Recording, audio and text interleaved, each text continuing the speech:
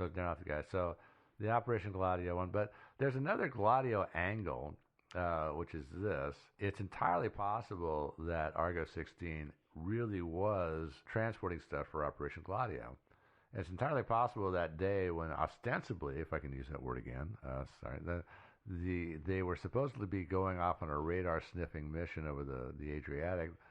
Maybe that was a cover for something else. Maybe they were actually taking some armaments and something else from Venice to somewhere for Operation Gladio. Dropping packages, weapons, whatever. So maybe the plan was to sort of go off their usual route down the Adriatic, even do a little radar sniffing on the way, and then land wherever they're supposed to, offload their cargo.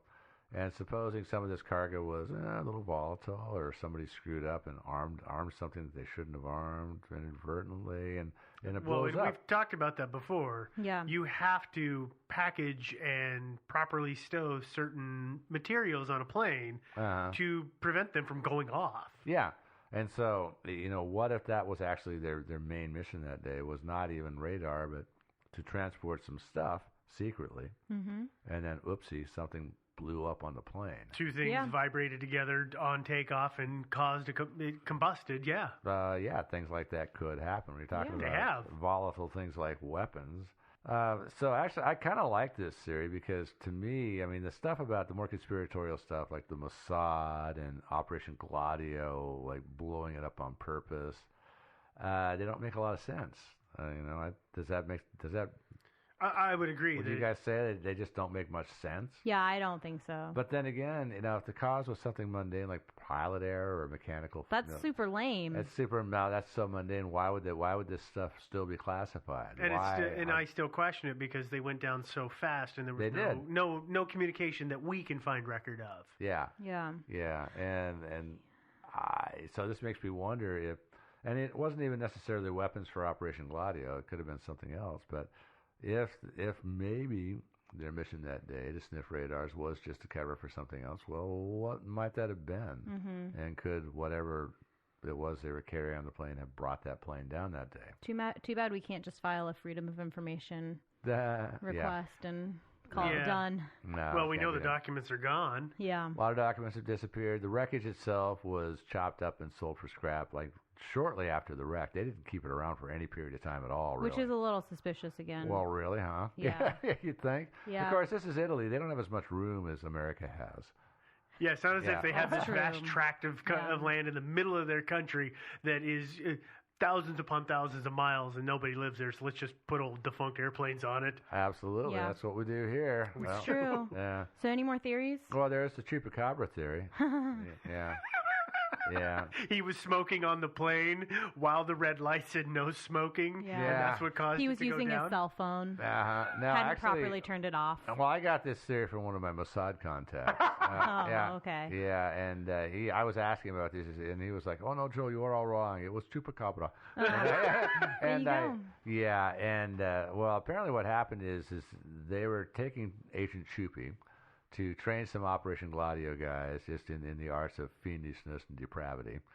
And things were going to be all good, and then they got up to about 2,500 feet, and suddenly Chupi kind of forgot himself for a moment, kind of went medieval on the pilot and the co-pilot, And no, I'm just kidding. I just haven't implicated Chupi in so long. I feel kind of bad for our Chupi fans, so I had to throw that one in there. So anyway, I'm going to go with they had something in their hold that maybe shouldn't have been there, maybe that wasn't stowed quite correctly, and it kind of caused a catastrophic failure. That's kind of what I'm thinking. Yeah, but I that's agree. just me. Totally agree. Okay, well, we've got all that out of the way. Now it's time for the important stuff, which is all this housekeeping. I know that at least somebody wants to send me an email about this, so let me get that out of the way first. Our email is thinkingsidewayspodcast@gmail.com. And so, if you know about Argo 16, you know the real story, tell us. We'd really appreciate hearing it. We also, of course, have a website, which surprisingly is called thinkingsidewayspodcast.com. And also, well, of course, on our website, we have our episodes out there. You can listen to them. And unfortunately, no comments anymore, but, you can still look at our fabulous website and listen to the episodes. It's awesome. And also, you can find us on iTunes, where you can subscribe. You can also give us a rating and a review, preferably, a good rating and a good review. We like those. And, of course, you can stream us everywhere, Google Play especially, but there's a lot of other sites, too. And you probably already know about that anyway, so why am I telling you? I don't know. There's this thing called social media. You probably heard about this, Facebook, Twitter, and Reddit. We're out there on Facebook. We have a group and we have a page, so join the group and like the page. Yep. Or do you like the group and join the page? Other way around. Okay. All right, there we go. Get it right the first time. Yeah, and we're, of course, also on Twitter, where we are Thinking Sideways. No G there. And Devin is our most serious practitioner of the Twitter.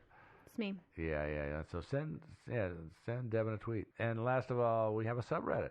You guys have all heard of Reddit. Well, we have our own subreddit, our very own subreddit called Thinking Sideways. It is thousands of acres of land where people store defunct airplanes on. That's literally what it is. That is what Reddit is. And there's a lot. That's what our subreddit is. Our subreddit is. Yeah, that's perfect. Yeah, that's a good analogy. Or was that literally true? It's literally true. Oh, okay. I'll take you there sometime. Oh, I'd appreciate that. Yeah. Can we fly? What else? Merchandise. I know you've heard this once and you're just thinking, oh my God, I want a T-shirt so bad. Well, thank God there are places you can get T-shirts and mugs, stickers, all kinds of stuff. With Zazzle, Redbubble also. They have all this stuff. And you will find that linked. There's links to them in our website on the right-hand side. So go out there and just buy. Do all your Christmas shopping now. And that's about it for me for this week. Again, if you have any special insights into Argo 16, love to hear them. And until next week, arrivederci. Oh, I got nothing. We're just going down. All right. Bye, guys. Bye. Don't call me Shirley.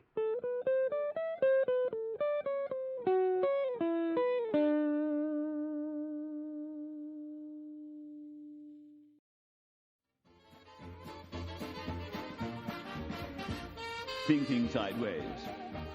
I don't understand. Does not compute. You never know. Insufficient data to formulate a reply. What? Stories of things we simply don't know the answer to. Space. The final frontier. Yeah. With Thinking Sideways, the podcast.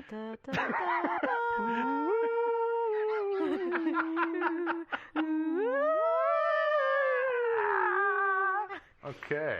Wow! Best intro ever! Yeah.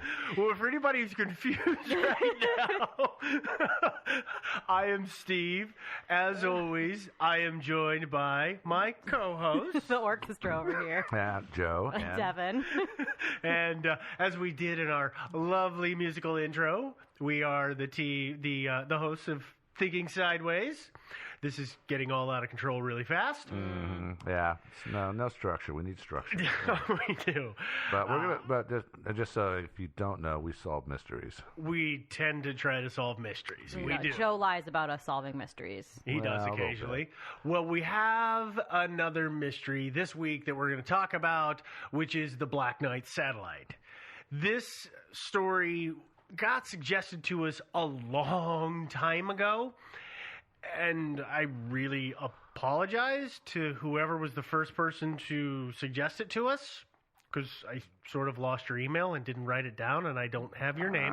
Bad, Steve. Yeah. Very bad, Steve. Benjamin suggested it a couple of months ago. I have that written down, so he gets the prize, but to whoever the other person was, thank you. Sorry. Maybe it was Benjamin. I know this. This one's been in the hopper for a long time. Yeah, we're trying to get better about writing that stuff down. Yeah, we've been doing pretty good, but in the beginning we were pretty sloppy. Yeah. But let's talk about the Black Knight satellite. Okay. I'm just going to preface this right now, this is one of those stories that has been told and rehashed and retold so many times that it is so hard to get to the root story that I'm just going to tell kind of the commingled version, which is what you see on a lot of the places that you read about it.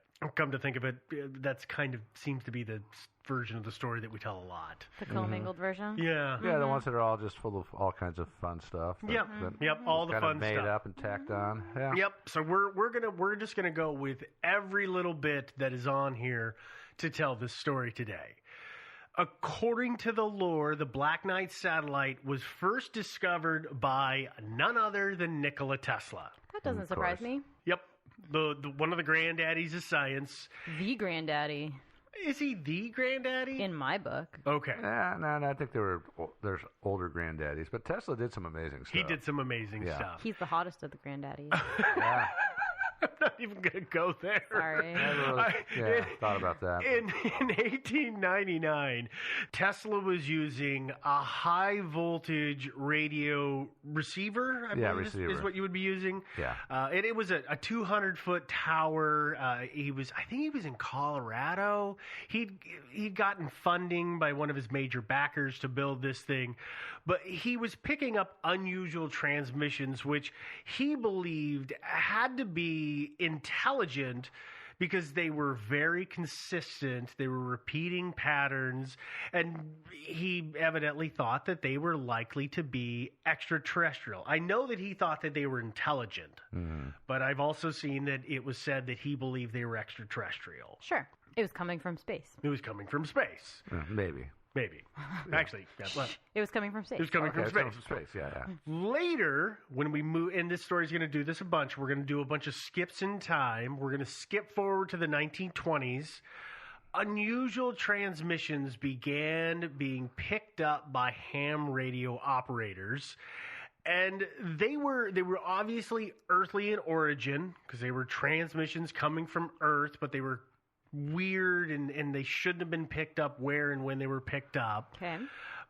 These are something that at the time no one understood, and today we don't really know what they are or what causes them, but they're what are referred to as LDEs, which stands for long delay echoes. And people have attributed this to the Black Knight satellite. We talked about that a little bit during